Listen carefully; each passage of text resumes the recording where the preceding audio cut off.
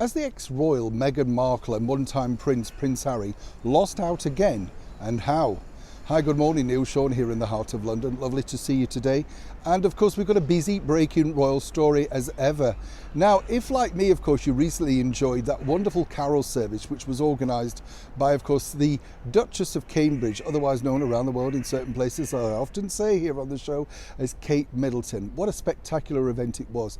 Didn't you just love seeing Westminster Abbey decorated so beautifully over this Christian season? I just think it's wonderful. Christmas time in any church can be magnificent, and of course it's lovely to hear all those traditional carols sung so beautifully, and so many of those moving speeches that of course really did reflect not just our year here in the United Kingdom, but touched on so many atrocities around the world. It's really truly moving, and I mean that truly. It does make you reflect. Forgive all the crows above me. Maybe they're circulating. Maybe it's Meghan in disguise, who knows? But seriously, back to your breaking royal story of the day, because that particular carol service, as we now know, was screened by ITV. Now, ITV, the story goes, picked up that particular programme after the Duke and Duchess of Cambridge allegedly had something of a spat with the BBC. We know the ongoing battles, of course, thanks to the Bashir case and other things that the BBC recently did, including the Princes and the Press, which was abysmal. We don't need to go into details on that. But is there a bigger story behind that? And let me explain. As you know, earlier in the year, Meghan Markle and Prince Harry sat down with Oprah Winfrey. That was screened over here on the ITV network. In fact, the CEO of ITV boasted, in fact, that she didn't really need to pay that much money for it. Definitely under £1 million. Wow. But what's interesting about that particular story is, of course, it did rate very well for them, and they were able to sell lots of advertising slots.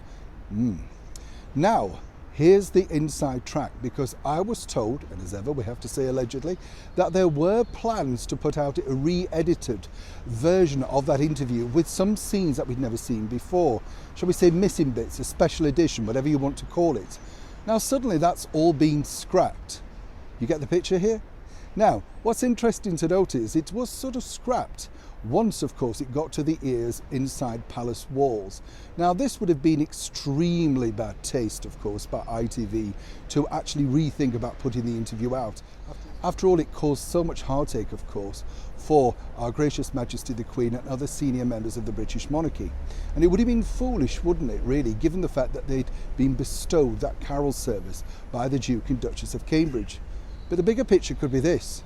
Of course, ITV are now in a serious battle to make sure that they become the main broadcaster for the Platinum Jubilee celebrations. And it wouldn't work very well, would it, if they re-screened an interview that could possibly anger, upset and cause distress to Her Majesty the Queen on such a wonderful forthcoming year. I'll leave you to ponder that.